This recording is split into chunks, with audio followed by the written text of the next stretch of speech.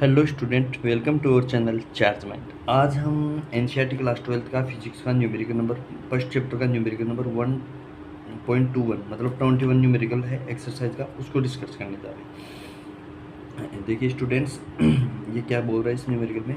ए uniformly charge conducting sphere, एक sphere है वो चार्ज है यूनिफॉर्मली, मतलब एक समान रूप से चार्ज है और एक स्फीयर है। क्या है कि स्फीयर है।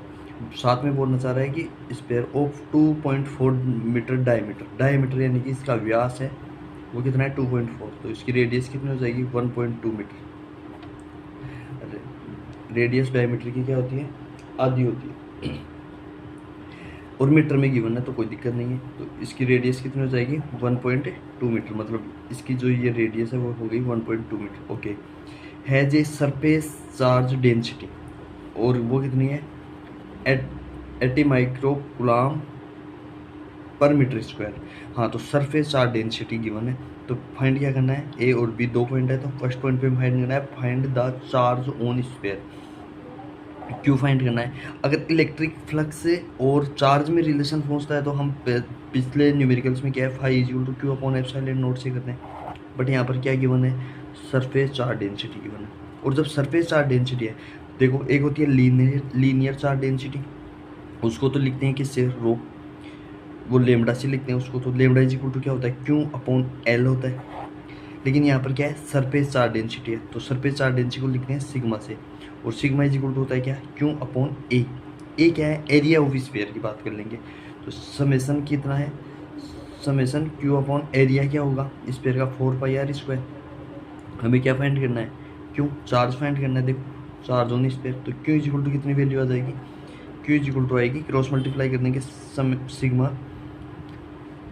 4πr² आ जाएगा। अब देखो सभी वैल्यू गिवन है, सभी वैल्यू गिवन है तो कर देंगे सिग्मा की वैल्यू कितनी है 80 है, और माइक्रो कुलाम है, इसमें माइक्रो कुलाम है जिसको कुलाम में कन्वर्ट करना मैंने पहले वाले न्यूमेरिकल में बताया था। 10⁻⁻6 से क्या कर देते हैं मल्टीप्लाई कर देते हैं, तो आ जाएगा 80 इंटू 10⁻⁻6 इंटू ये कॉन्स्टेंट वैल्यू है 4 इंटू ये 3.14 इंटू आर 1.2 इंटू 1.2। अब जब इस वैल्यू को सोल्व करेंगे तो देखो एक बार वैल्यू सोल्व करेंगे तो मल्टीप्लाई करना है सिंपल, इसको इससे करेंगे और इसको इससे करेंगे 1.2 को 1.2 इससे, तो आ जाएगा 144 और 1.44 इंटू 3.14 और इंटू 10⁻⁻6। जब आप इस पूरी वैल्यू को सोल्व करोगे तो हमारे पास कुछ वैल्यू निकल के आएगी कितनी 10⁻⁻6 है, और जब ये पॉइंट हटाओगे तो यहाँ पर देखो ये पॉइंट हट जाएगा और यहाँ पर ये पॉइंट हट जाएगा, तो हमारे पास कुछ आप इनको मल्टीप्लाई करना।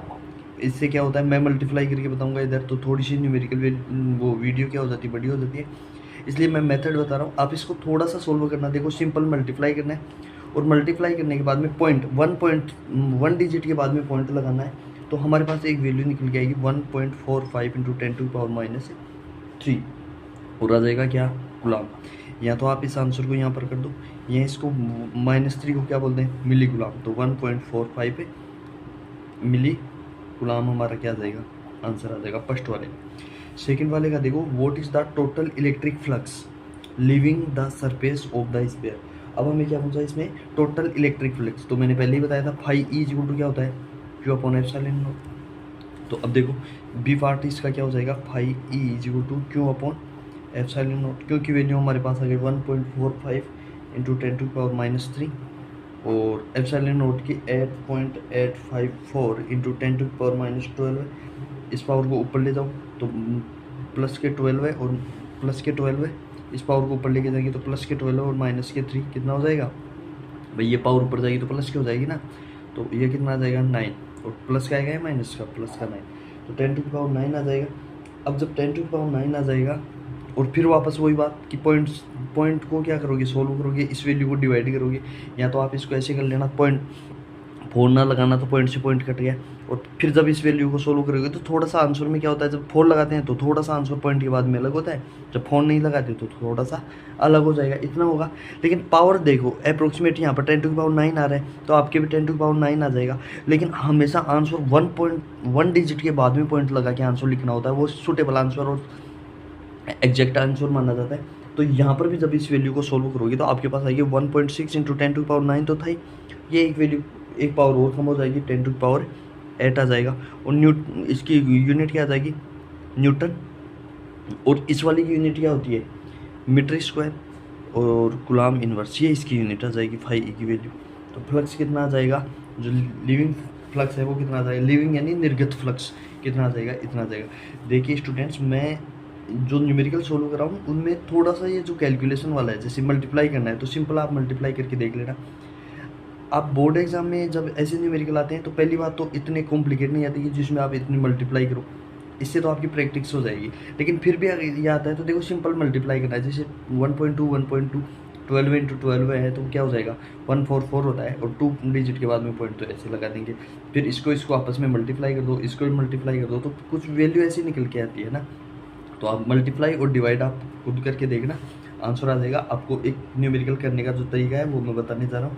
तो thank you so much guys, ये न्यूमेरिकल दोनों के आंसर आ गए। फर्स्ट वाले का आंसर आ गया 1.45 इंटू 10⁻³ और जिसको यूज करते हुए हम इसके भी सेकेंड पार्ट है उसका आंसर निकाल लिया क्या 1.6 इंटू 10⁸। चलो मिलते हैं अगले वीडियो में, और इसी सीक्वेंस में सारे न्यूमेरिकल्स हमारी चैनल की प्लेलिस्ट में हैं, सीक्वेंस में हैं, एक के बाद में एक न्यूमेरिकल सोल्व करा रहा हूँ। ठीक है गाइज, थैंक यू। वीडियो पसंद आए तो लाइक शेयर ज़रूर कीजिएगा, और अभी तक अगर चैनल को सब्सक्राइब नहीं किया तो सब्सक्राइब कीजिएगा। मिलते हैं नेक्स्ट वीडियो में, थैंक यू सो मच।